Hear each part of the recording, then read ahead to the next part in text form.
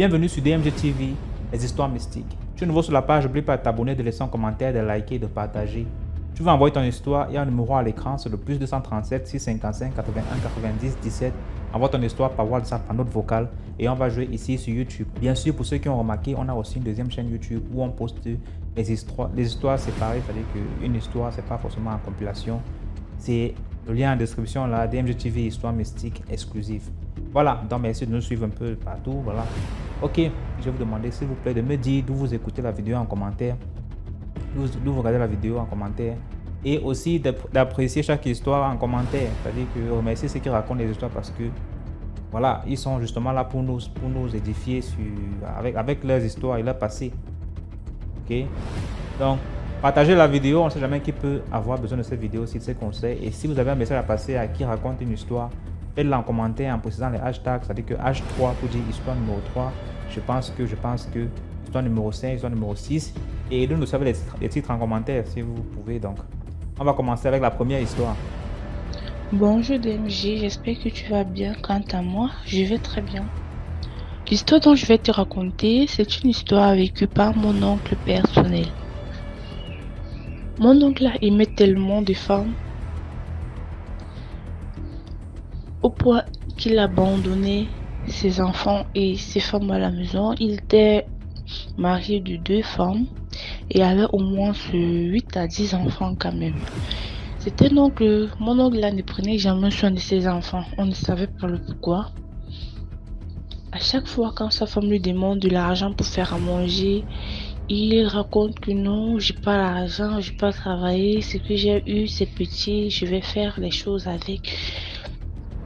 Alors que le but de son argent c'était prendre soin des femmes d'ailleurs. Chaque jour, il avait les enfants à l'extérieur parce qu'il avait les femmes, bon, je peux dire les maîtresses à l'extérieur. Et il ne se souciait même pas de ses enfants à la maison et ses femmes. Un jour maintenant, à sa sortie, il part en boîte. Lorsqu'il arrive en boîte, c'est comme ça que, comme il aime l'ambiance, il aime les fêtes, sortir, aller en boîte de nuit, juste pour rencontrer, je peux dire comment, des femmes. Et maintenant, il arrive maintenant en boîte, il s'assoit et boit bien. D'après ce qu'il nous a raconté. Il était en train de boire, il voit une très belle jolie demoiselle en boîte de nuit. Et il part, il aborde cette femme. Pas sa grande surprise, il a été tellement surpris que cette femme accepte très facilement la sortie. Maintenant, il a offert des verres de vin à cette femme. Ils ont bu. Maintenant, il demande à la femme que est-ce qu'on peut arriver à l'hôtel. La femme dit pourquoi partir à l'hôtel alors que j'ai le chemin. Très curieux, il s'en va aussi, non? Comme il est parti comme ça, c'est comme ça que quand il arrive chez la femme, il trouve comment la maison de la femme est tellement jolie, c'est tellement aéré, je peux dire quoi. Donc sa maison était remplie d'or et de tout ce qui est de luxe, tout ce qui est luxueux. À ses yeux, il est facilement tombé. C'est comme ça que il a donc passé le reste de la soirée avec cette femme.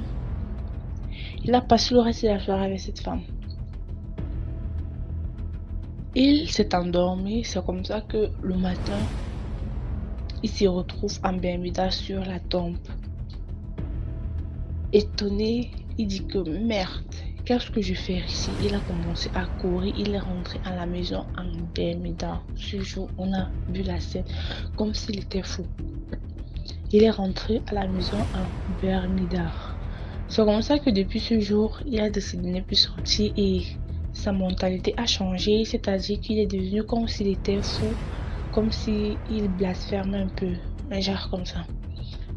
C'est comme ça qu'il avait une maison familiale qu'il a vendue avec la tombe de son grand-père à l'intérieur parce que on l'avait chassé du travail, donc il était devenu chômeur, tout. La femme l'avait dit ceci. Toutes femmes que tu rencontres en haut ne sont pas... Toutes femmes belles que tu rencontres en haut ne sont pas si parfaites. Mais tâche est tombée et voilà donc ça. Ses propres femmes l'ont laissé parce que je peux dire que il ne... sa tête là, ça n'allait même pas bien, ça n'allait vraiment pas. C'est comme ça qu'il est donc resté au chômage, il vagabondait à gauche à droite juste pour trouver à manger. C'est un peu une leçon qu'il a vécue.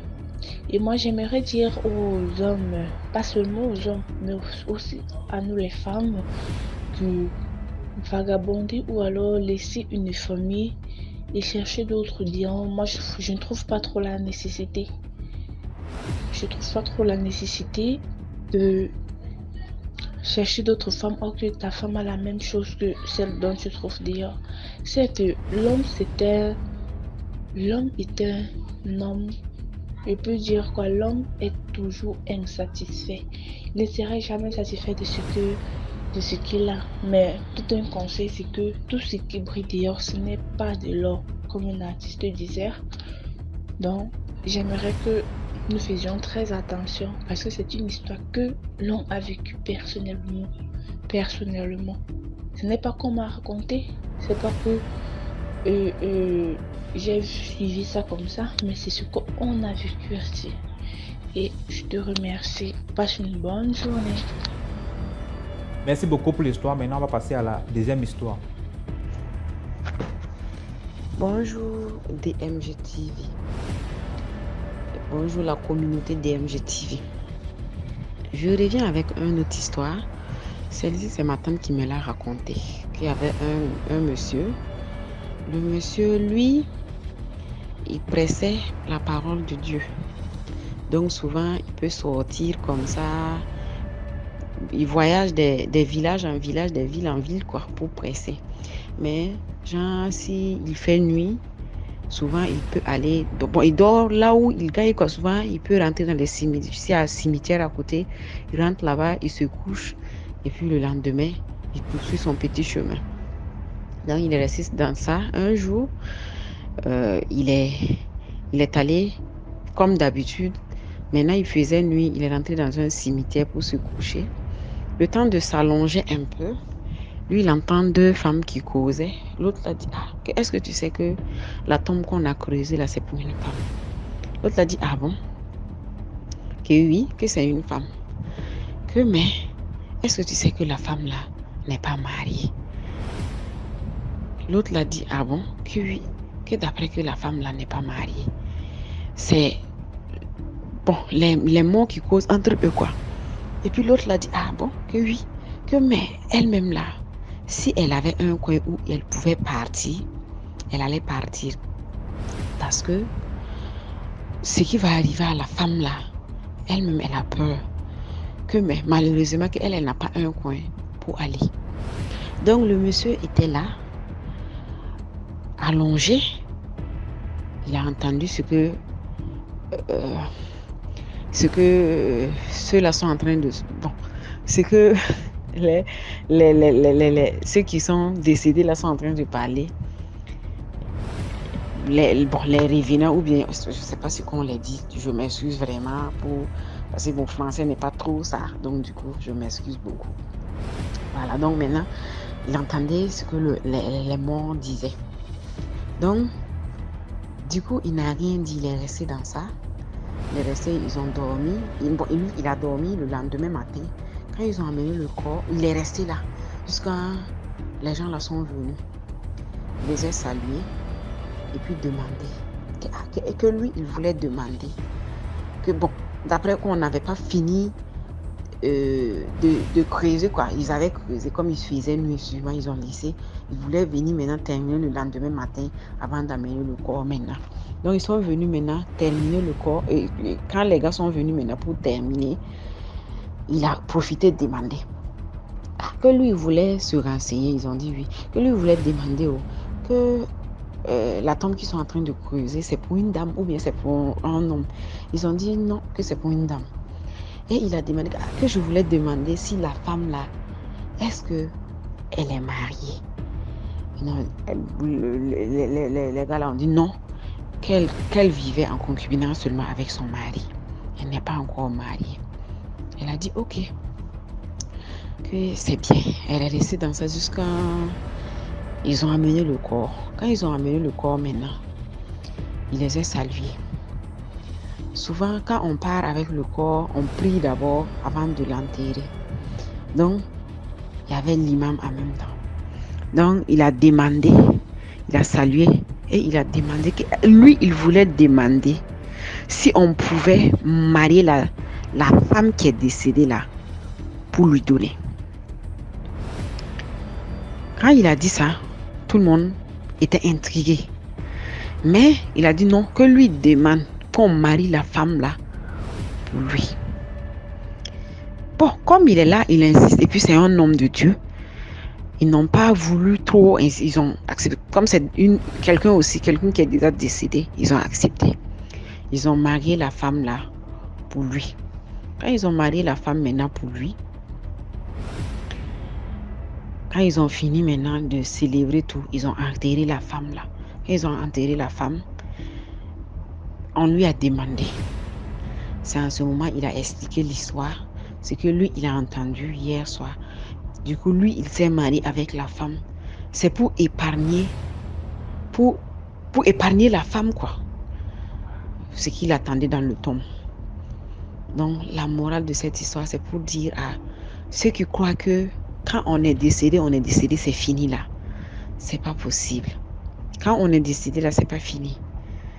C'est pas fini. Et nous, les filles, les jeunes filles d'aujourd'hui, on a tendance, c'est ça qui est à la mode, on a tendance à aller vivre avec les gars, nos copains en concubinage, même si on n'a rien fait, on part, on reste avec lui. C'est pour dire que quand on a dit que c'est pas bon, déjà même chez nous-mêmes, entre nous-mêmes là, nos parents disent que c'est pas bon là, c'est parce que c'est pas bon. Voilà, on n'a qu'à essayer, si on peut vraiment essayer de laisser quoi. Voilà, et puis ceux qui vivent déjà en concubinage, leurs maris n'ont qu'à faire pardon et puis les épouser. Voilà, parce qu'on ne sait pas, la vie là, elle est tellement courte, on ne sait pas à quel moment on peut partir. Voilà, je tiens vraiment à vous remercier pour cette initiative, c'est vraiment bien. Beaucoup de courage et merci beaucoup à tout le monde, merci. Merci beaucoup pour l'histoire. Bonjour DMG, bonjour à tous. Aujourd'hui, je viens vous raconter 3 histoires dont les acteurs principaux sont des animaux domestiques, notamment les cabris et plus précisément les chèvres. Avant d'entrer dans le vif du sujet, je vais donner quelques informations qui permettront à chacun de mieux comprendre ce qui se passe réellement. Alors déjà, je voudrais dire que d'aucuns disent que les chèvres ou les cabris de manière générale sont des animaux rancuniers. Je ne sais pas si cela est vérifié, mais avec les histoires, vous comprendrez. Et les cabris, de ce que je sais, puisque je vis avec des cabris à la maison, ce sont des animaux vraiment têtus. Vraiment têtus. Et qui vous causent... Il faut être vraiment patient avec ces animaux-là. Et quand vous les laissez sortir un peu dans le voisinage, c'est pour aller créer des dégâts. Du coup, les soirs, vous voyez des cabris qui reviennent en boitant, certains ont une cône cassée parce que le voisin lui n'a pas été patient avec eux. Et je voudrais aussi dire pour ceux qui ne savent pas que les douleurs de l'accouchement ne sont pas seulement connues des femmes. Tous les animaux ressentent une douleur lors de l'accouchement. Alors sans plus tarder, je vous raconte la première histoire. Et là, elle est liée à la prétendue rancune des chèvres. Voilà une femme enceinte qui vit dans une commune, une cour où il y a des animaux, des cabris, des chèvres. Et il y a une des chèvres qui portait, et quand elle devait accoucher, elle devait crier. Et apparemment, c'est une habitude chez cette chèvre-là en particulier. Chaque fois qu'elle devait mettre bas, il fallait qu'elle crie. Alors la femme enceinte, elle était tellement agacée par les cris de cette pauvre chèvre. Et elle lui dit, mais qu'est-ce qui se passe? C'est toujours toi. Chaque fois que tu vas mettre bas, tu cries à percer les tympans des gens pour finir par mettre bas un seul petit. Alors que les autres chèvres, elles Elles mettent bas ni vu ni connu. Et puis, elles ont plusieurs portées. Plusieurs petits plutôt. Alors, apparemment, cette chèvre aurait entendu ce que la dame a dit. Et voilà la dame arrivée au terme de sa grossesse, qui entre en travail et qui va à la maternité. Et son travail, il a dit que son travail était long et pénible. Vraiment long et pénible, qu'elle s'est mise aussi à crier. Elle a crié, mais elle a fini par être délivrée. Tout s'est bien passé. Et pendant qu'elle se remettait de son accouchement, voilà la chèvre qui lui rend visite. La chèvre dont elle se moquait qui vient lui rendre visite. Et cette chèvre lui dit, ah ben madame qui trouve que moi je crie trop quand je dois mettre pas. Et toi, comment s'est passé ton accouchement? Et dis-moi, combien de bébés as-tu? La dame en question avait eu un seul bébé. Et la chèvre finit et dit à la dame, si jamais tu racontes à qui que ce soit ce qui vient de se passer, tu deviendras folle. La dame, tellement incrédule, elle s'est dit non, c'est pas possible. Une chèvre, ça ne parle pas. Et d'ailleurs, comment est-ce qu'elle a retrouvé le chemin de l'hôpital? Donc, elle a raconté ce qu'elle a vécu avec cette chèvre-là. Et tenez-vous bien, elle est vraiment devenue folle, cette dame. Elle est devenue folle après avoir raconté sa mésaventure avec la chèvre. Alors, c'est la première histoire. La deuxième, c'est toujours lié à la rancune de ces animaux-là. Et c'est toujours... l'histoire, les acteurs, c'était une femme enceinte et puis une chèvre aussi qui portait. Et là, la dame, elle vit dans une cour où la cuisine est à l'extérieur. Elle fait sa sauce, elle dépose la sauce le temps qu'elle refroidisse pour la faire entrer dans la chambre. Et elle met de l'eau au feu pour sa pâte. Quand l'eau a commencé à bouillir, elle va dans la chambre chercher le nécessaire pour faire sa pâte. Mais elle est dans une cour, il y a une clôture, mais il n'y a pas de portail. Donc la chèvre, elle entre. La chèvre entre. Et le temps que la dame revienne, elle se rend compte que la chèvre était en train de se servir dans sa sauce, dans sa marmite.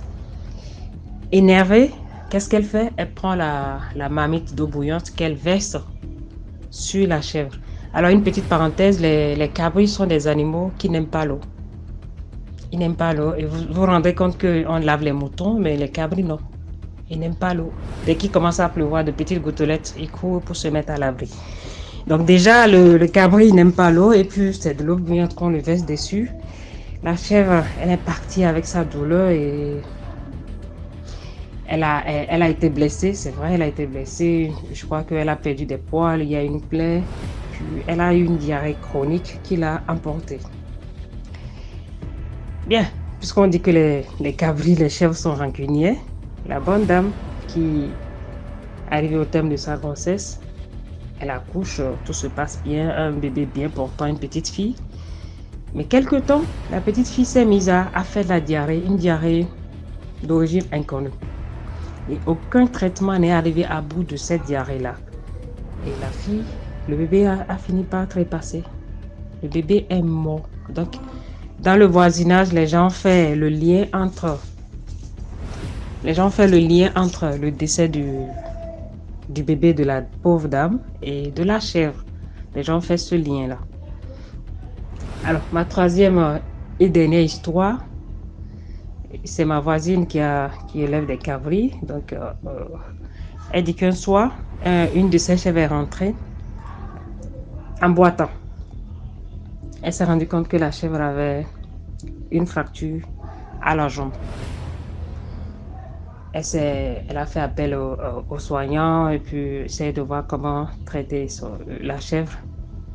Et quelques jours après, elle reçoit de la visite d'un inconnu. Elle ne connaît pas l'intéressé. Okay. Puis, qu'est-ce qui se passe? Oui, bonjour madame, je ne vous connais pas, il y a quoi? Et le monsieur dit, ben voilà, c'est moi qui ai la fracture que votre chèvre là a. C'est moi qui en suis l'auteur. Donc, les cabris sont entrés chez moi, ils ont fait des dégâts et puis voilà, je l'ai frappé. Puis elle a une fracture. Mais en temps, non, c'est plutôt celui qui allait voir la voisine, on l'a envoyé. Donc, celui qui l'a envoyé, C'est l'auteur de la fracture de la chèvre. Et là, il dit, j'ai mon frère qui est l'auteur de la fracture de votre chèvre, qui a aussi une fracture à la jambe. Il a une fracture inexpliquée à la jambe. Et celui qui le soigne, le tradithérapeute, a voulu comprendre. Il a raconté ce qui s'est passé. Donc le tradithérapeute dit, mais c'est très simple. Il va falloir rendre visite de temps en temps au propriétaire de cette chèvre-là et voir l'évolution de sa fracture. Et parce que l'évolution de la fracture de la chèvre dépendra de la tienne. Donc si cette chèvre guérit, tu guériras. Et c'est vraiment ce qui s'est passé. Donc la propriétaire a dit, non, ne vous en faites pas, sans rancune. Si Dieu le veut, tous les deux recouvreront leur santé. Et c'est vraiment ce qui s'est passé. La chèvre, avec le temps, s'est remise à marcher normalement, comme si de rien n'était passé. Et le monsieur de l'autre côté aussi, il s'est retrouvé et après il est passé, s'excuser et a dit bonjour à la dame, il est parti. Donc vraiment, je ne sais pas ce qui s'est passé. Est-ce que c'est des histoires mystiques? Je ne sais vraiment pas. Ce que moi je peux dire, c'est que les animaux domestiques, quels qu'ils soient, doivent être traités avec beaucoup de compassion. Oui, beaucoup de compassion parce que ils n'ont pas atterri chez nous par hasard. Ils sont chez nous parce qu'on nous l'avons voulu. Donc, ce sont des animaux qu'on doit traiter avec... on doit faire preuve de miséricorde envers ces animaux-là et être vraiment patient avec eux. Merci à tous. Partagez, likez, abonnez-vous. Merci beaucoup pour l'histoire. Là, on va passer à la 4e histoire. Likez la vidéo, commentez, partagez. Bonsoir DMG, bonsoir à toute la communauté DMG. J'espère du fond du cœur que vous vous portez tous bien où vous vous trouvez. Ce soir, je souhaiterais partager avec vous une petite histoire qui m'a été contée par une de mes amies. En fait, il s'agit d'une personne qu'elle a connue quand elle s'est installée en France qui lui faisait un témoignage en fait. Alors, l'histoire, je l'intitulerai un peu un passage étrange. En effet, cette madame, donc l'amie de mon amie, que je vais appeler Cécile. La madame Cécile habitait dans un coin en RDC où lorsqu'elle a perdu son mari assez tôt, s'est retrouvée accusée de beaucoup de choses dans cet environnement. Donc tout le monde l'accusait, on l'a traitée de sorcière, chaque fois qu'il arrivait un malheur à n'importe quelle personne du coin, du village et tout ça, c'était automatiquement sa faute. On faisait pas d'enquête, on cherchait rien. Elle était la proie idéale. Et à un moment, elle a dit c'est assez, il y en a trop. C'est vraiment de trop. J'ai assez supporté vos accusations. Vous ne me donnez même pas le temps ni le droit de m'expliquer. Vous m'accusez incessamment. Je suis tannée, je vais prendre mes enfants et je vais m'en aller loin de vous. Et c'est ce qu'elle fit. Donc elle a ramassé toutes ses affaires, elle a pris ses enfants, elle s'est éloignée, elle s'est trouvée un petit coin isolé où elle a construit sa petite maison et a commencé à vivre avec ses enfants. Tout se passait merveilleusement bien pendant quelques années. Puis, soudain, un jour, alors qu'elle revenait de la source et qu'elle rangeait ses affaires et s'affairait à son quotidien, finalement, une dame passe par là. Elle s'arrête et elle dit « Ah, madame, s'il vous plaît, est-ce que vous pouvez me donner de l'eau à boire à mon enfant et à moi ?» Pendant ce temps, l'enfant, elle le tenait contre sa poitrine, la madame. Donc, il tournait le dos à dame Cécile. Et Cécile, donc, ne pouvait pas voir le visage de l'enfant. Donc, elle dit, bien sûr, il n'y a pas de problème. Elle leur installe une natte sous un arbre, près de la maison. Puis, elle leur apporte tout ce qu'il leur faut. Étant une dame très hospitalière, elle les a mises à l'aise.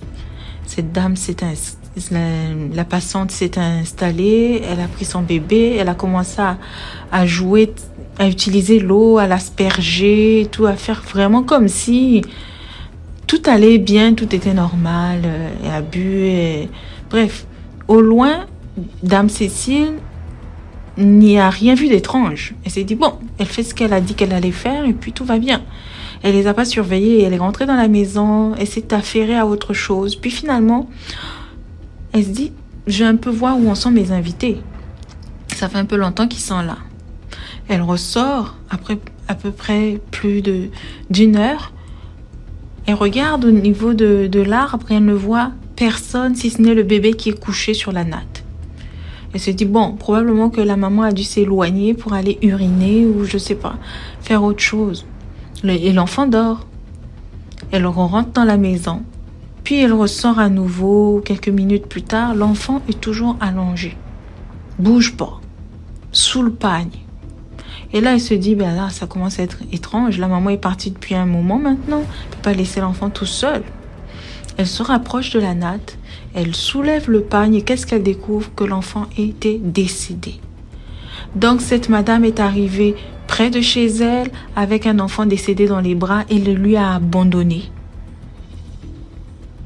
La madame portée disparue. Et là, elle se met à paniquer, à pleurer. Elle se tient la tête au point elle a juste envie de s'arracher les cheveux. Et à un moment, elle se dit, mon Dieu, qu'est-ce que je vais faire? Hey Seigneur, je suis perdue. Et là, elle s'en va voir le chef du village. Elle dit, vraiment, chef du village, il faut que tu m'aides. Je ne comprends pas ce qui m'arrive. J'ai fui les problèmes de l'autre côté, j'arrive ici, je retrouve d'autres problèmes. Elle raconte l'histoire. Une dame passe, me demande l'hospitalité, ce que je lui accorde, mais au final, elle avait qu'un bébé mort. Elle m'a fait croire que le bébé était en vie. Finalement, elle me l'a abandonné. Qu'est-ce que je peux faire? Je suis dépassée. Et là, le chef du village lui dit, « Aïe, ton histoire est compliquée, ma sœur. Mais moi, je suis dépassée. Mais tout ce que je peux te dire, ce qu'on va faire, c'est que nous allons faire une cérémonie, nous allons enterrer proprement cet enfant avec quelques gavaillons du village. Mais après, je ne peux pas te dire ce qui va se passer. Parce que dans ce genre d'affaires, il y a toujours comme une suite. Il y a toujours une conséquence. Mais là, on ne peut pas le savoir. Je ne sais rien. Tout ce que je peux te dire, si je peux me permettre un conseil, c'est que ne t'isole plus. Ne reste pas comme ça. Il faut toujours aller là où tu peux être entouré. Je sais que tu as eu de la vie dure, on t'a mené la vie dure là d'où tu viens. Mais fuir n'est pas une solution. Moi, je te conseillerais de retourner auprès des tiens, là d'où tu viens. Et au moins là, vous pouvez trouver une solution, gérer vos conflits.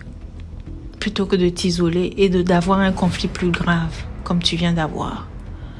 Cette situation-là est compliquée. La dame rentre au village, ramasse ses affaires, ni une ni deux, elle retourne dans son ancien village. Bon, honnêtement, je n'ai personnellement pas de morale à transmettre à qui que ce soit parce que je pense que chacun pourra comprendre ce qu'il peut de cette histoire. Il faut en tirer quelque chose, vous en tirerez. Personnellement, ce que j'ai fini par comprendre après avoir cogité longtemps, c'est que un problème, on ne le fuit pas, on le règle, on l'affronte. Autrement dit, plutôt que de changer de village, de partir de village en village, éventuellement pour essayer de s'échapper, de s'isoler, en restant où tu es, tu peux combattre. En général, on dit on combat le feu par le feu. Donc, quand tu es accusé, parce qu'un envoûtement, généralement, si on t'envoûte, parce que généralement, ce type d'accusation incessante, c'est souvent lorsqu'on est victime d'envoûtement, lorsque des gens veulent te faire tomber, te faire passer pour la méchante, pour que le monde t'attaque et se retourne contre toi. Ne vous en faites pas que le sorcier, quand il fait ça, là, c'est un sort que tu portes en toi. Ce n'est pas simplement l'environnement dans lequel tu es. Autrement dit, si tu changes d'environnement, tu vas te retrouver avec les mêmes difficultés. Et là, ce sont des étrangers qui vont venir t'attaquer de toute façon. Parce qu'ils sont eux aussi pris par le sort qui t'habite. Donc, toutes les personnes mauvaises que tu vas rencontrer dans ta vie, et je sais de quoi je parle parce que j'ai connu la même situation. Et j'y suis encore. Mais, je veux dire, tu dois te battre là où tu es avec les moyens que tu as. Il faut que tu trouves une solution, que tu combattes les choses, que tu prennes le mal par la racine. Parce que juste fuir, là, c'est... tu emportes le problème avec toi. Tu l'as pas résolu. Tu n'auras pas plus la paix. Donc, c'est ce que moi, je retiens de l'histoire. Après, chacun tirera sa leçon. En tout cas, je vous souhaite à tous de toujours rester vigilants et de prendre soin de vos proches. À bientôt. Merci beaucoup pour l'histoire. Là, on passe à la 5e histoire. Coucou DMG, donc je reviens encore avec notre histoire. Mon histoire ici, c'est une dame. La dame là, elle vendait des beignets.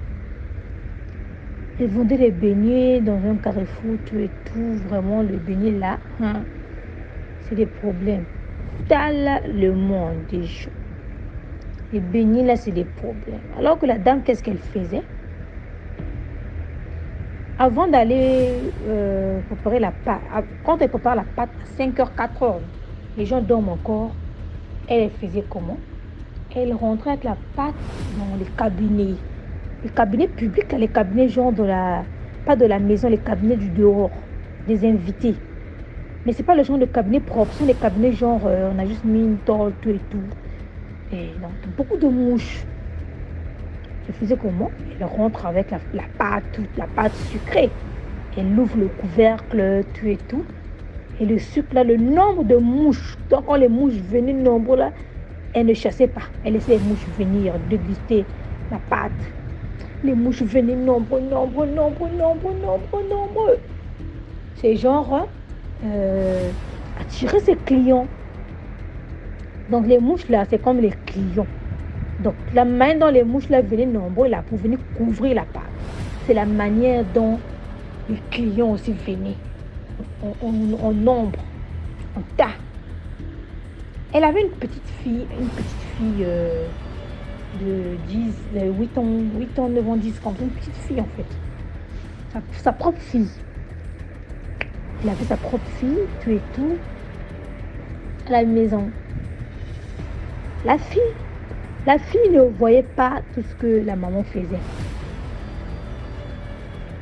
Elle ne voyait pas tout ce que la maman faisait. C'est après, au fur et à mesure, chaque fois, l'enfant quand l'enfant demande le béni, maman demande le béni, la maman refuse toujours. Ah, va payer là, va payer ailleurs.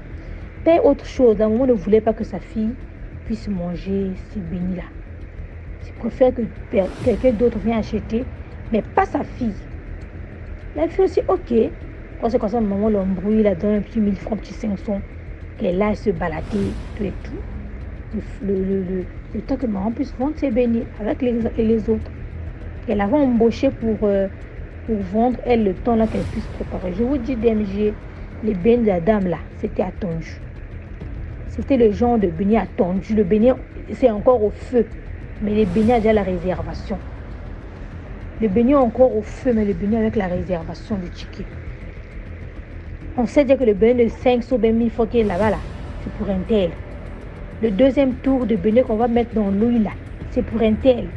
Le troisième tour de beignet qu'on va mettre... Donc, quand tu viens payer un beignet de 100 francs, là, tu n'as même pas la place.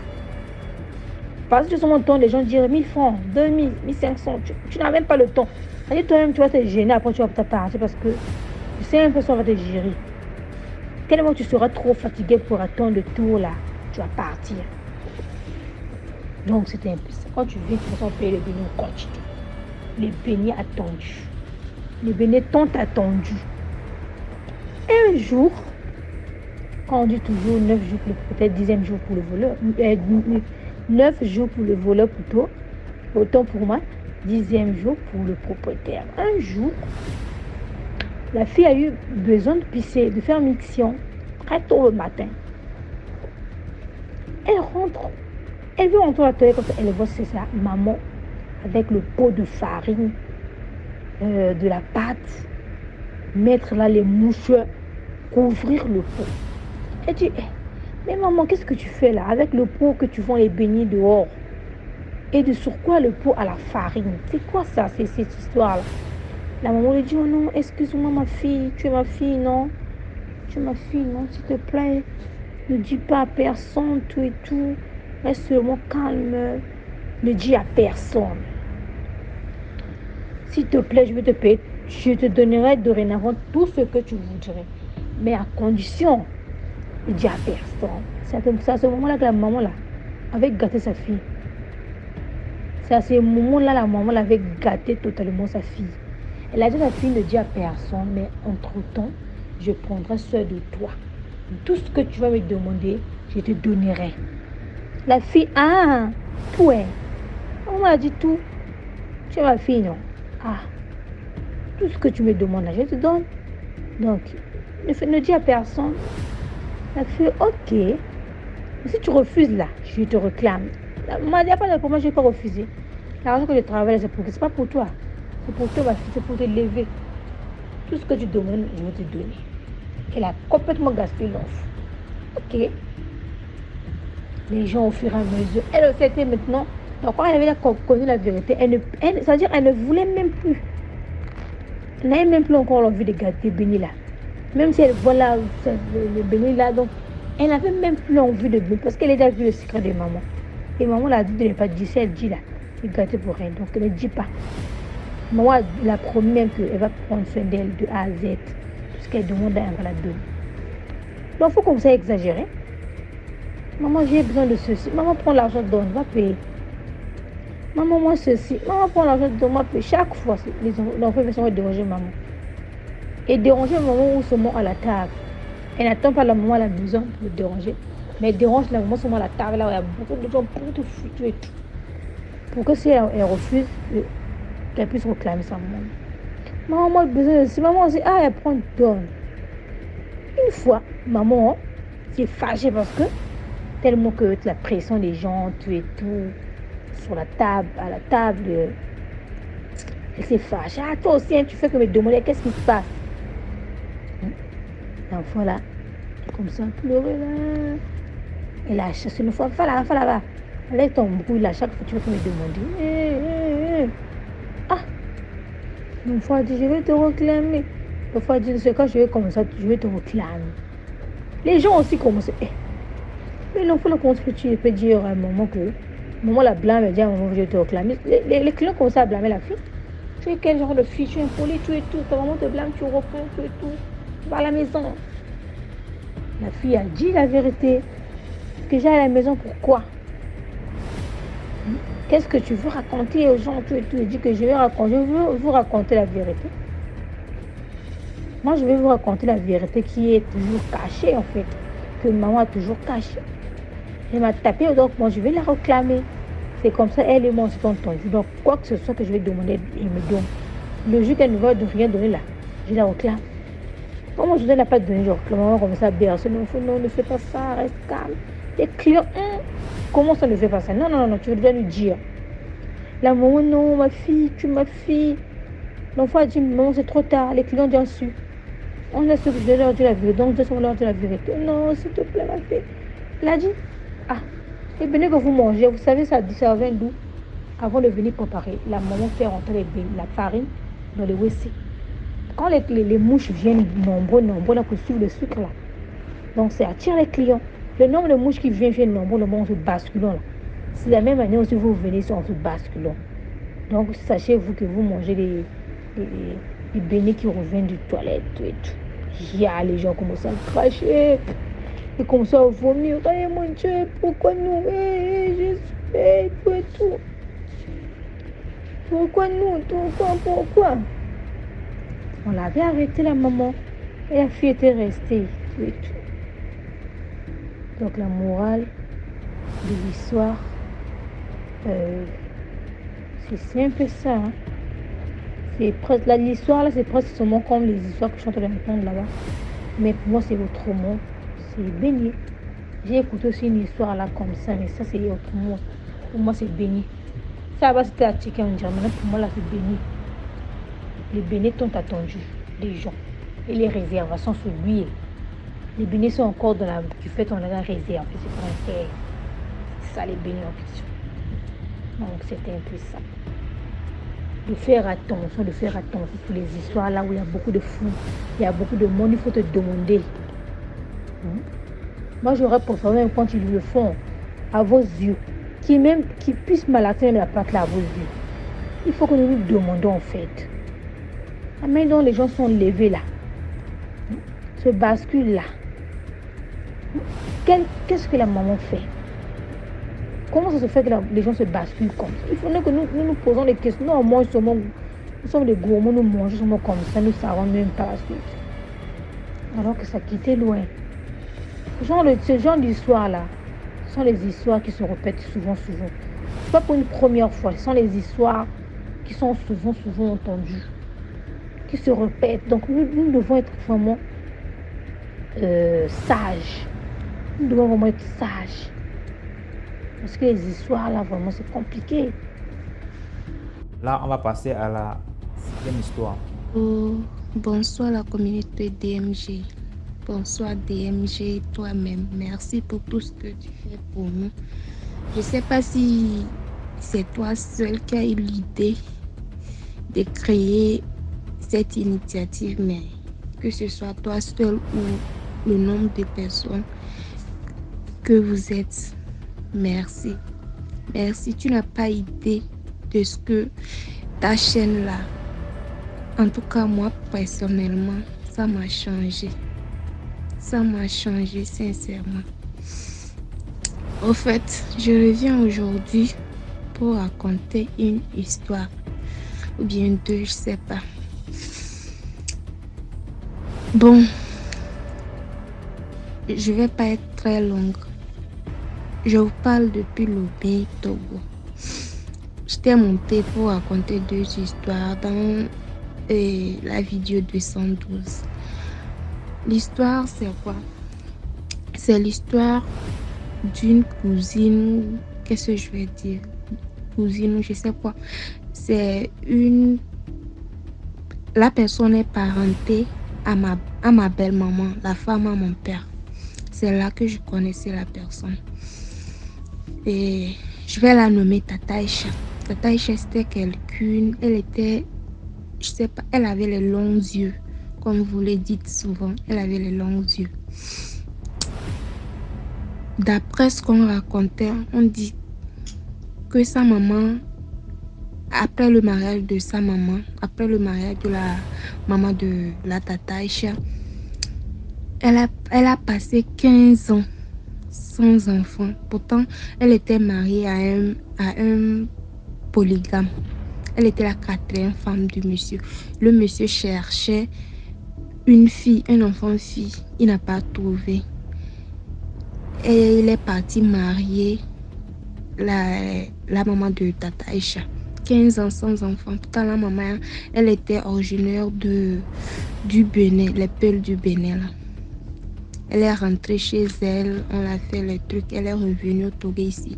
Elle a passé encore 1 an sans concevoir. C'est la 2e année qu'elle a conçu, qu'elle a pu accoucher. Et la Tata Aïcha là, je sais pas, elle a quel lien parenté avec ma belle-mère, ça je sais pas. Elle est très, je sais pas, vous imaginez quelqu'un qui a attendu, excusez-moi, autant d'années avant d'avoir l'enfant, comment elle va dorloter l'enfant, choyer l'enfant, c'est comme ça. La maman là, elle aimait trop la tata. La vieille là même, elle venait chez ma belle-mère de temps en temps, quand elle venait à Lomé ici, elle venait saluer ma belle-mère. La vieille là, elle était très courageuse. Quand elle vient comme ça, jusqu'à ce que vous ne vous réveillez à 4 heures pour la prière, la vieille là, c'est une vieille, vous connaissez les vieilles d'avant là. Elle était, surtout les Peuls là, elles sont très travailleuses. Jusqu'à ce que vous ne vous réveillez, elle a déjà balayé la cour. Bref, les travaux domestiques, elle fait. Chose que mon père n'aimait pas, gronder ma belle-mère. Elle dit non, que la vieille elle est comme ça.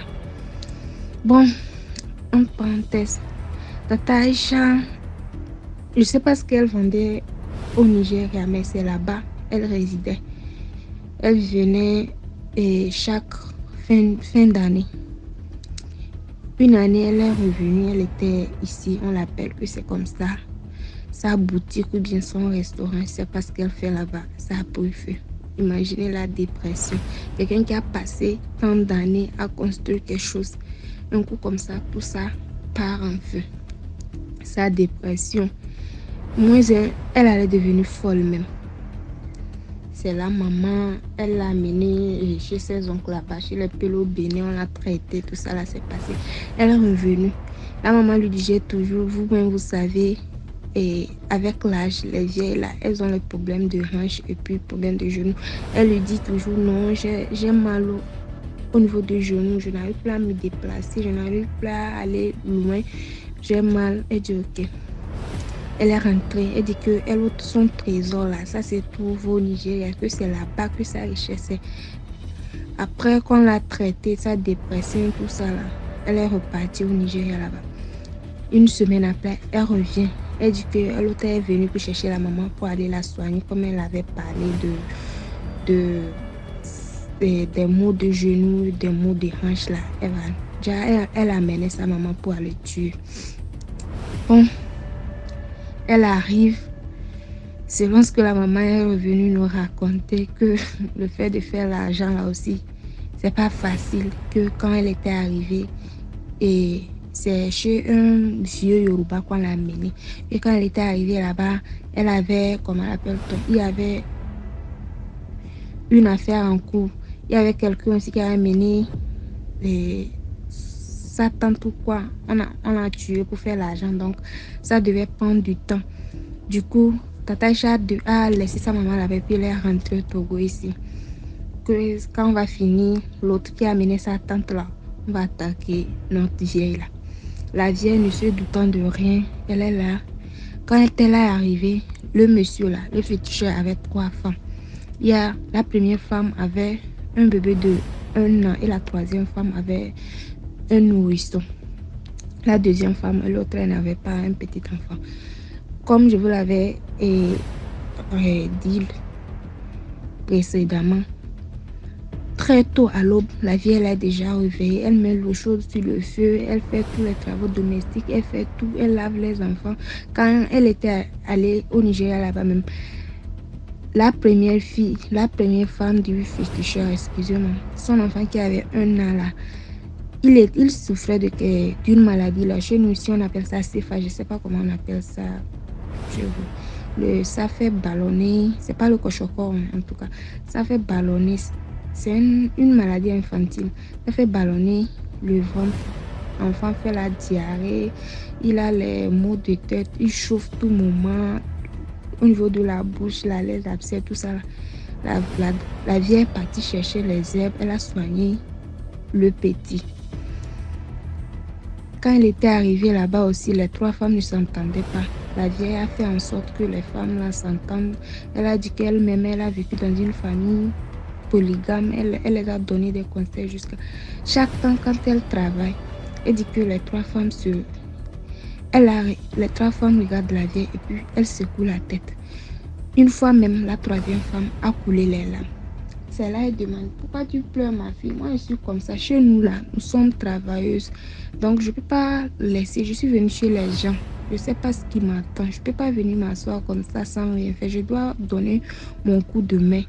Bientôt, je suis vieille, je ne sais pas c'est quand je vais partir. Donc, je vais vous donner un peu de mes savoirs. C'est là la fille dit non, que sa maman était déjà décédée. Donc, elle lui appelle sa maman.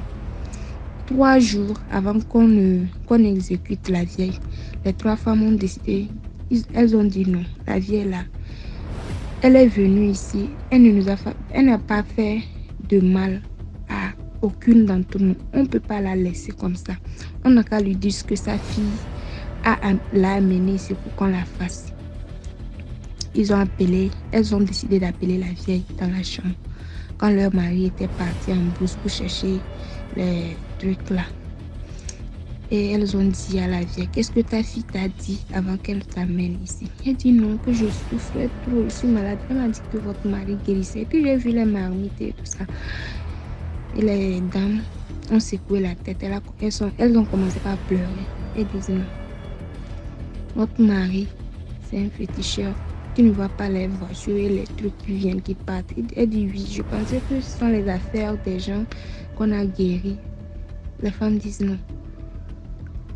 Lui, il tue les gens. Il prend l'âme des gens. Et il fabrique l'argent avec. C'est ce que ta fille t'a amené qu'on te fasse.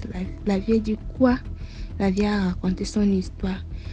comment elle a galéré avant d'avoir cet enfant, comment elle a souffert dans son enfance, comment elle a fait tout ça, là, comment elle a aimé. Elle dit, donc, si moi, je ne l'aimais pas, est-ce que je vais passer tout le temps là à la doloter, à la choyer? Donc, c'est mon merci qu'elle va me faire ça. Et la vieille et les femmes disent non, il n'y a pas de souci. Nous, on ne t'a pas dit ça pour que tu paniques. Si tu fais en sorte que notre mari sache qu'on t'a dit quelque chose, on va tous nous exécuter. Donc, ce qu'on va faire, notre mari a un totem.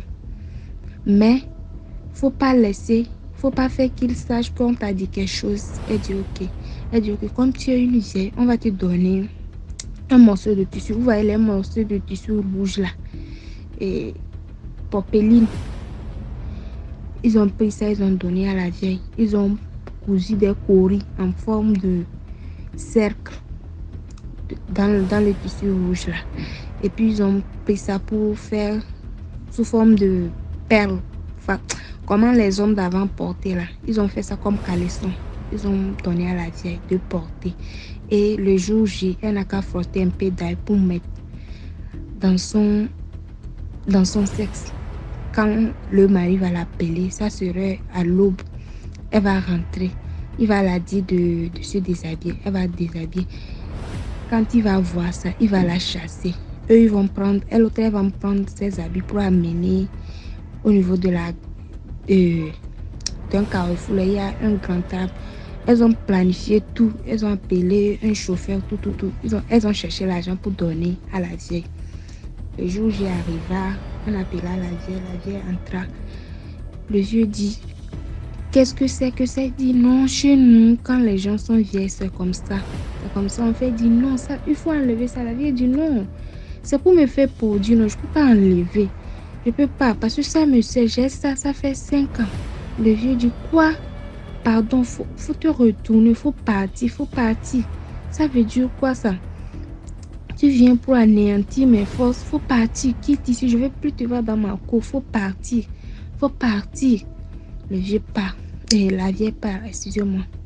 Comme prévu, les femmes étaient dans la chambre, les femmes la regardaient à travers les fenêtres. Elle leur faisait les signes de ne pas faire comme s'il y a un truc. Elles sont sorties. Elles disaient, il y a quoi? Leur mari est en train de gronder en Yoruba là-bas. Faites-la sortir, je ne vais pas la voir. Ça veut dire quoi? La dame, elle va revenir me voir ici. Au même moment, Tata Ché était déjà venue ici dire que sa maman est morte. On a même organisé les funérailles, tout. Vous savez, un pays musulman, après les funérailles, là, après l'enterrement, dans la maison mortuaire, les gens continuent par rester tristes, tout ça là. Les gens étaient là.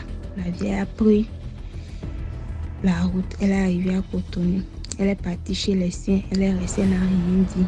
Quelques semaines après, le temps que...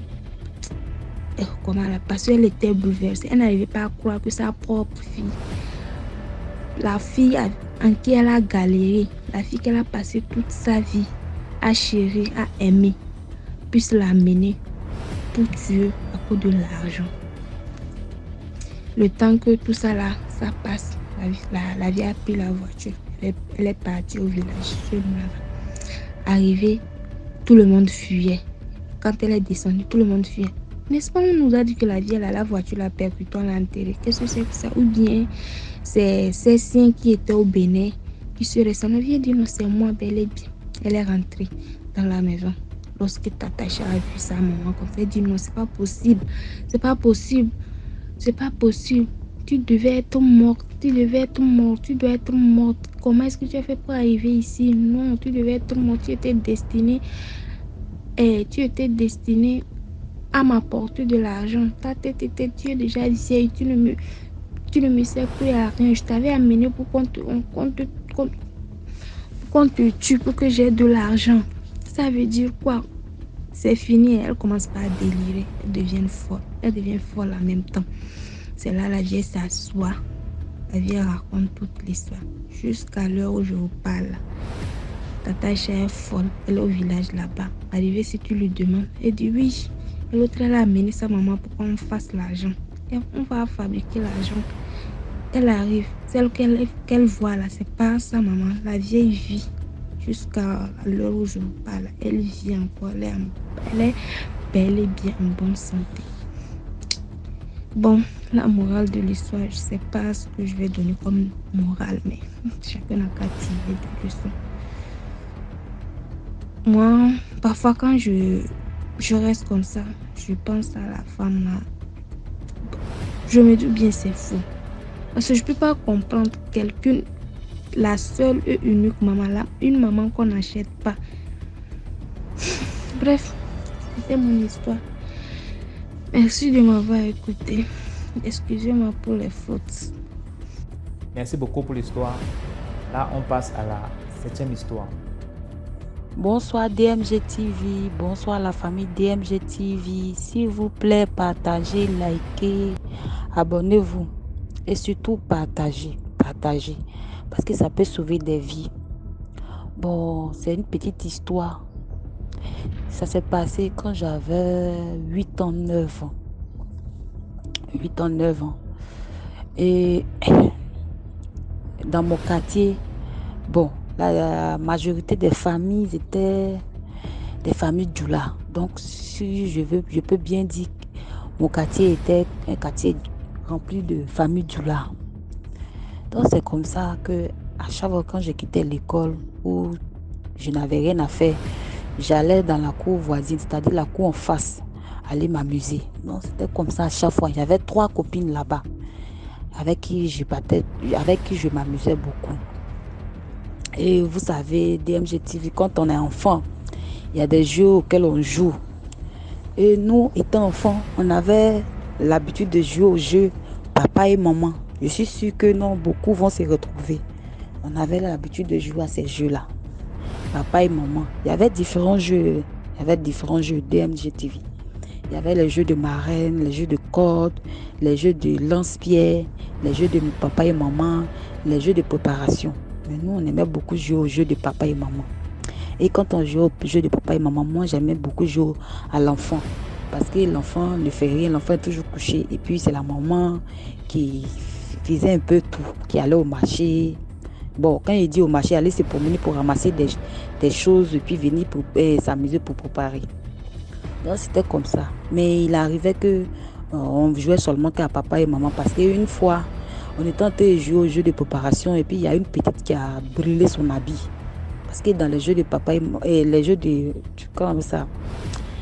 préparation, souvent il arrivait qu'on prenait on s'amusait avec le feu. Et c'est comme ça, une petite s'est brûlée. Donc on avait arrêté de jouer au jeu de feu. Et on avait l'habitude DMG de jouer au jeu papa et maman à chaque fois. Donc quand je quittais l'école, je venais m'amuser dans la cour là. Souvent c'était dehors, souvent c'était dans la cour. Et c'est comme ça un jour, je quittais à l'école, j'ai déposé mon sac, je suis allée m'amuser avec mes copines là. Arrivé là-bas DMG, je suis allée trouver une nouvelle. Et j'ai demandé à mes copines, mais celle-là c'est qui? Et mes copines m'ont répondu que non, que c'est une jeune, elle est là-bas. Elle habite vers la boulangerie. Elle est dans le quartier, mais elle habite vers la boulangerie. Et elle disait que non, que comme là-bas où elle est, elle n'a pas de camarades. Donc, elle nous a demandé à venir jouer avec nous ici. Donc c'est comme ça, on l'a autorisée à venir jouer. Donc c'est comme ça, on jouait. Mais la petite, en fait, elle n'aimait pas les jeux de papa et maman. Elle aimait plutôt les jeux de préparation. Or, DMG TV, comme j'ai dit au début, les jeux de préparation, il y avait le feu. On préparait avec le feu, puis ça arrivait même quand on mangeait. Donc, ces filles-là, mes copines me disaient que non, qu'elles ne veulent pas jouer aux jeux de préparation parce qu'il y a une histoire de feu. Donc, elles ne veulent pas, que les parents ne veulent pas qu'on joue avec le feu. La petite fille n'était pas tout le temps d'accord, mais elle jouait. Et puis, un jour comme ça, on était en train de s'amuser, la petite fille est venue. Quand elle est arrivée, elle a demandé on jouait à quel jeu? On a dit au jeu de papa et maman. C'est une qui a répondu que non, on est en train de jouer au jeu de papa et maman. Et la petite a tapé à la poitrine ma camarade là, en disant des objectifs. Vous voyez, quand tu tapes quelqu'un et puis tu avec force, puis tu fais le bruit là. C'est comme ça la fille a fait sur la poitrine de ma camarade là. Et les deux se sont attrapés, se sont frappés. On a séparé, c'est passé. Après quelques temps, ma camarade a commencé à dire que non, qu'elle a mal à la poitrine. Quand on vient jouer, elle disait que non, elle avait mal à la poitrine. Et c'est comme ça, on lui a dit de dire à sa maman, elle dit non, qu'elle a peur. Et au fur et à mesure, ma camarade m'a dit que non, de regarder sa poitrine, qu'il y a un de ses seins qui pousse. Il dit, un de tes seins qui pousse. Et puis elle a descendu son habit. DMGTV, j'ai vu. Un enfant de 10 ans, 11 ans, même si on dit que non, les seins poussent vite. C'est un sein comme ça qui va pousser long comme ça. Je lui ai dit non, il faut voir ta maman. Elle m'a dit que non, elle a peur. Si elle dit à sa maman va trouver autre chose, donc elle préfère garder. Mais elle avait toujours mal à la poitrine. Elle avait tellement mal à la poitrine que c'était arrivé au point même où elle ne pouvait même pas garder pour ça pour elle, parce que sa poitrine la serrait tellement que elle était obligée de maintenant de dire à sa maman. Et c'est comme ça sa maman l'a emmenée dans notre cour. Parce que moi, le petit frère de mon papa, sa femme, c'était une femme qui avait l'habitude de partir de cour en cour pour laver les enfants. On venait la louer pour aller laver les enfants. Et puis elle soignait la maladie de Boss. Donc c'est comme ça, la maman de ma camarade est venue à ma camarade à la maison pour venir montrer le problème. Quand elles sont arrivées, ma tata l'a dit non, que déshabille là. Puis ma camarade s'est déshabillée. Quand elle a vu, elle a dit non, ça là c'est pas à mon niveau. Que ça, moi je peux pas faire quelque chose. Allez-y à elle quelque part, mais moi ça je peux pas faire. La maman de ma camarade n'a pas compris. Elle a demandé à ma camarade, tu as eu quoi? Et puis tu as mal à la poitrine. Et puis un de tes seins est sorti. Ma camarade ne voulait pas dire. Elle lui a dit aïe. Mais il faut dire ce qui s'est passé. Elle disait non, qu'elle ne veut pas dire. C'est bon, j'ai commencé à parler. J'ai dit non, que on a une camarade qui vient s'amuser avec nous ici là. C'est la camarade qui l'a tapé à la poitrine. Que c'est la camarade qui l'a tapé à la poitrine. Qu'après ça, c'est là elle a commencé à dire qu'elle a mal à la poitrine. Sa maman a commencé à la taper pour dire non. Tu as ces genres de trucs et puis tu ne veux pas me dire. Directement, sa maman, ma camarade, moi et puis les quelques-uns de la cour qui avaient entendu, on a suivi la dame là pour aller chercher la petite fille là. On est allé, arrivé dans la cour, la petite avait dit là, on dit non qu'on ne connaît pas la petite, que la petite a l'habitude de venir s'amuser là-bas aussi. Aïe, la petite a l'habitude de s'amuser là-bas, mais elle habite où? Les gens de la cour aussi disent qu'ils ne savent pas où elle habite, qu'elle a une copine avec qui elle vient s'amuser ici, c'est tout. On a vu la copine dit que non, elle sait que non, à chaque fois la fille vient s'amuser.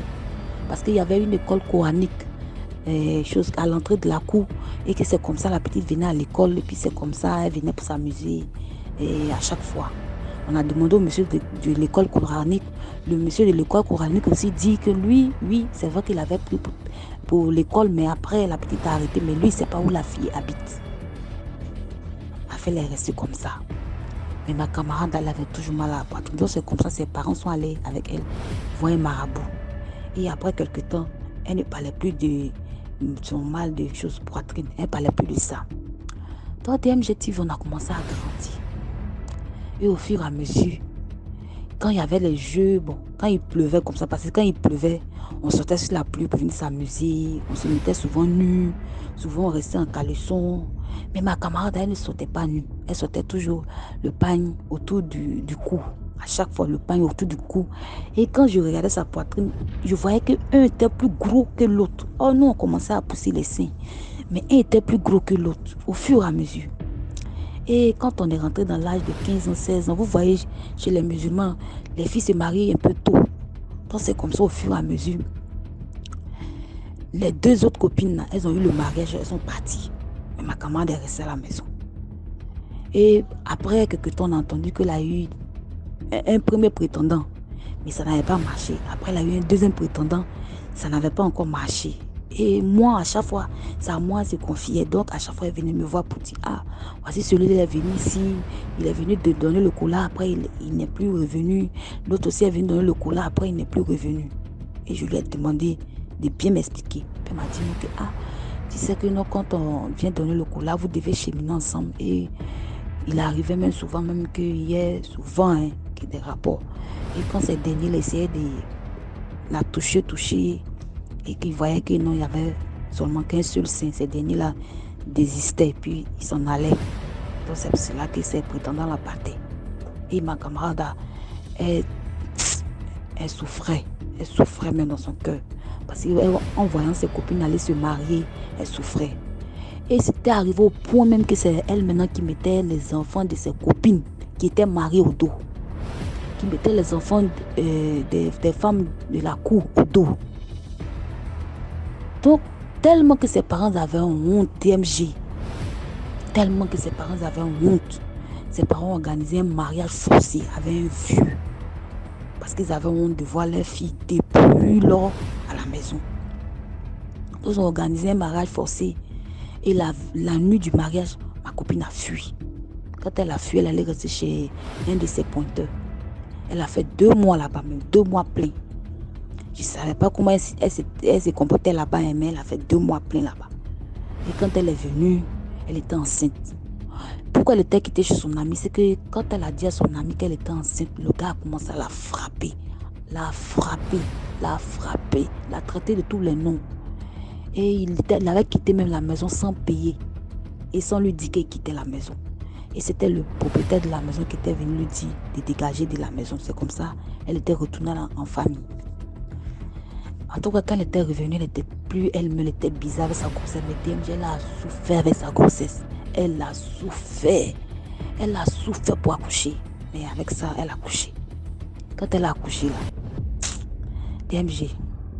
En tout cas, moi, j'ai quitté la maison familiale à l'âge de 25 ans pour aller faire mon foyer. Mais DMG TV, la fille est restée dans la cour à porter au dos les enfants des gens dans la cour. Rester là comme ça, comme une vieille fille. Souvent, il arrivait que je venais au quartier. Quand je venais la trouver. Elle était là, elle n'était pas encore mariée. Personne ne voulait d'elle. Puis son sein là, quand elle avait accouché, c'était le sein qui était sorti là. C'est ça, elle donnait à l'enfant. Puis l'autre était resté plat. Même pas sorti, c'est resté plat. Comme quand tu es enfant et puis tes seins sont plats là. C'est comment c'est resté plat. Donc c'est le sein long là qu'elle donnait à l'enfant. Et au fur et à mesure qu'elle prenait de l'âge, le sein là, long là, est tombé comme pour les vieilles, froissé. Donc c'est comme si elle n'avait rien comme sein même à la poitrine. Elle est restée là comme ça. Comme ça. Sans foyer, sans homme dans sa vie, avec son enfant. Elle est restée une vieille fille. Moi j'ai quitté l'âge. J'ai quitté la famille à l'âge de 25 ans. Mais Marie, ça, je venais tout de temps en temps au quartier. Et puis quand je venais, comme ça, bizarrement, je me disais qu'elle était forcément à la maison. Donc je partais à la maison chez elle en famille. Puis j'allais la trouver. Elle était là. Même sa pauvre grand s'était mariée. Et sa nièce même aussi, qu'elle avait vu grandir, s'était mariée. Son petit frère même qu'elle avait vu grandir, lui aussi s'est marié. Il est parti, mais elle est restée là, dans la maison familiale. Avec sa maman. Elle est restée vieille fille. Sans mari. Sans foyer. Comme ça. Restée là comme ça. Donc, c'est l'histoire de la dame qui avait expliqué pour dire que non, qu'un monsieur l'avait dit, et le monsieur l'avait remercié, n'avait pas répondu, puis ses seins avaient poussé. Qui m'a fait rappeler cette histoire-là. L'histoire de ma camarade. Vraiment, le monde dans lequel on vit, étant enfant, et DMG TV. Vraiment, c'est pas... Le monde est bizarre. Le monde est très très bizarre. Très très très bizarre. Les parents, suivez vos enfants. Suivez vos enfants. Faut pas dire que ton enfant allait jouer, donc il allait jouer vraiment. Faut suivre ton enfant. Puis il faut apprendre à ton enfant à prier. Il faut apprendre à ton enfant à prier. Parce que les amusements où on va et puis on ne prie pas là. Apprends ton enfant à prier. C'est important. Quand tu vois que ton enfant est quelque part, il est en train de se battre là-bas, là, va chercher ton enfant calmement, tu l'amènes à la maison. Il faut l'apprendre à prier. Parce que le dehors est mauvais. Imagine, DMG TV. Ça, c'est un truc de depuis 8 ans, 9 ans. 8 ans, 9 ans, puis c'est tombé sur ma camarade là. Vraiment, c'était quelque chose que j'avais oublié. C'est quand la dame là a expliqué son histoire que je me suis rappelé. Et ma camarade, on l'avait donné le surnom Dame Zinimo. Je sais que d'autres ont entendu parler de ce conte, Dame Zinimo. la dame qui avait un seul sein. C'est comme ça, les gens du quartier l'appelaient Dame Zimou. Parce qu'elle ne gagnait pas le foyer. Et puis, vraiment, Seigneur. En tout cas, maman, prenez soin de vos enfants. Faites attention. Surveillez vos enfants. Surveillez beaucoup vos enfants. Parce que le déo est très, très, très mauvais. Très, très, très mauvais. Très, très, très mauvais. Merci DMG. S'il vous plaît, partagez, likez. Likez. Merci beaucoup. Merci beaucoup pour l'histoire. Maintenant, on passe à la 8e histoire. Bonjour DMG. Comment vous allez? Bonjour à la famille DMG. Moi, c'est Guylaine, je suis camerounaise, précisément de l'Ouest. Bon, DMG, j'ai une histoire mystique à vous raconter.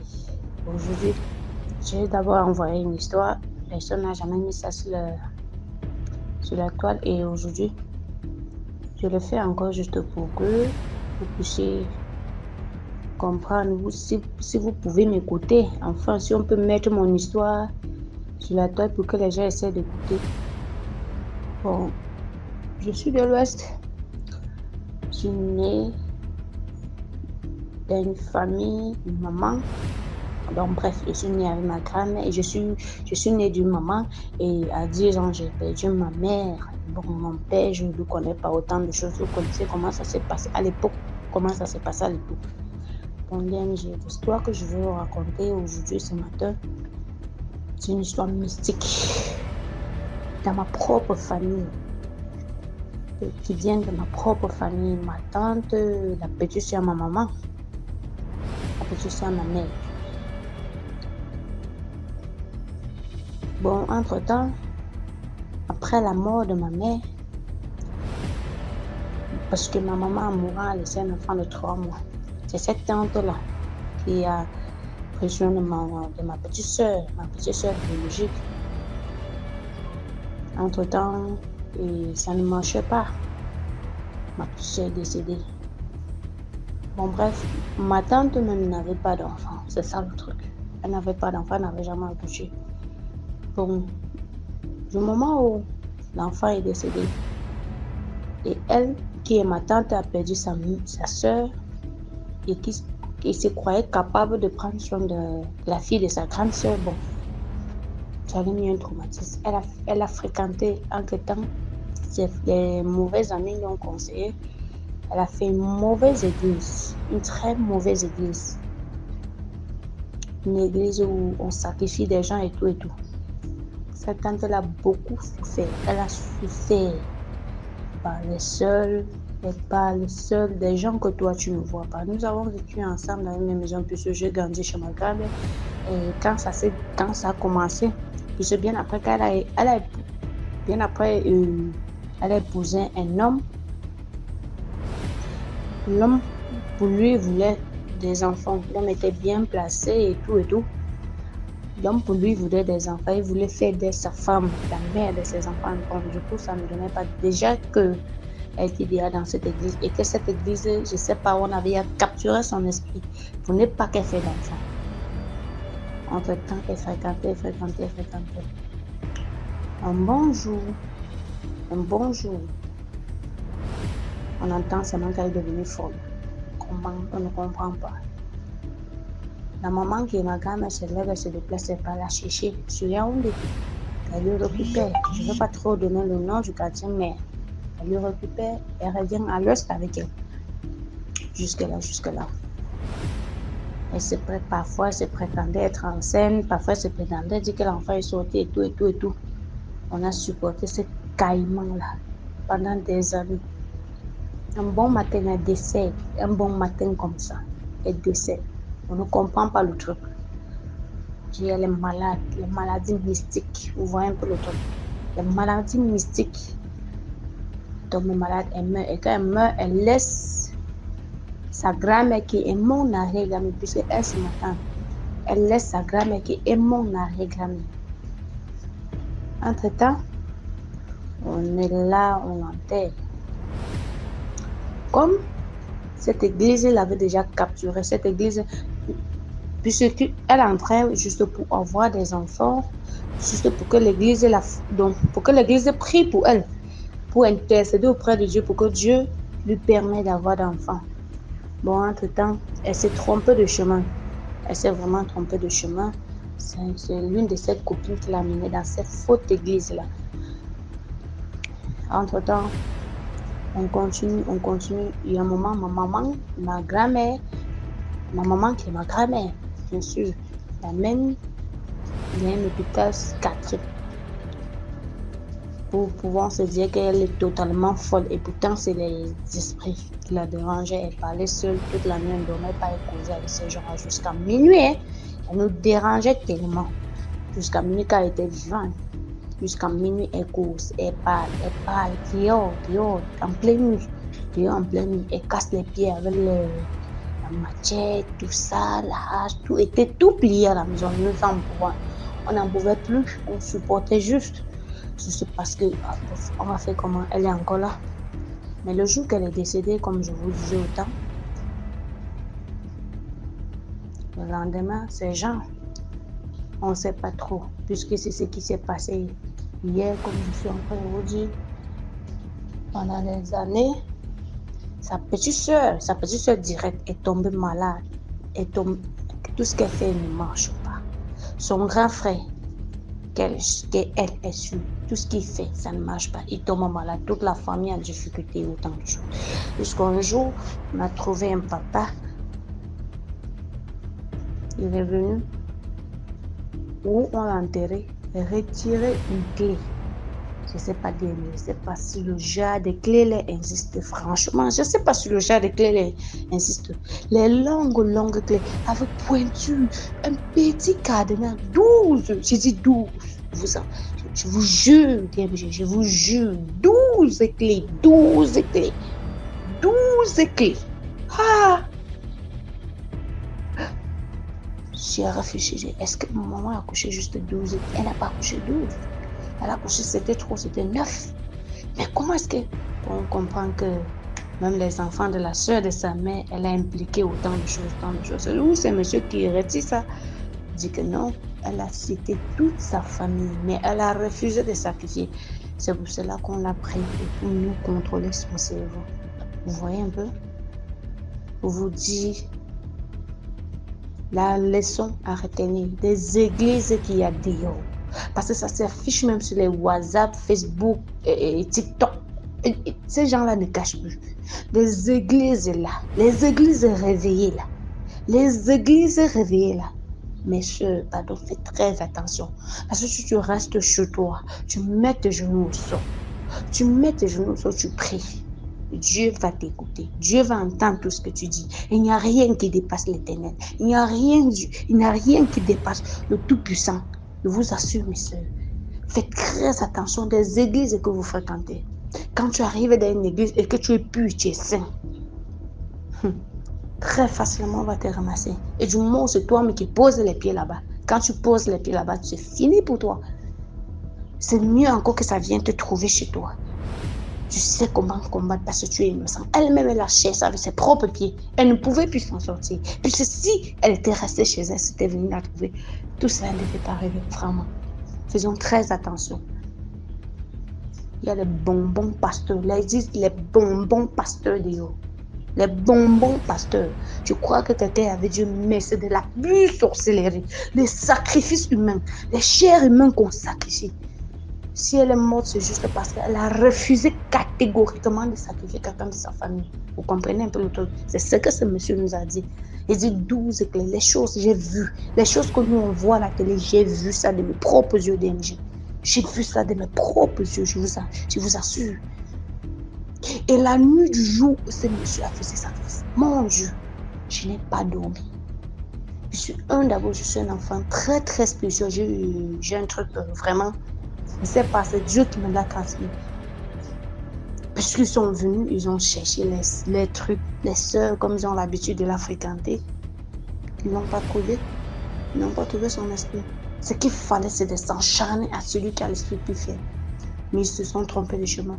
J'ai combattu toute la nuit combattu, prié, dit que vous êtes petit, vous ne pouvez rien. Priez. Ça 3 ou 2 heures que j'ai retrouvé le sommeil.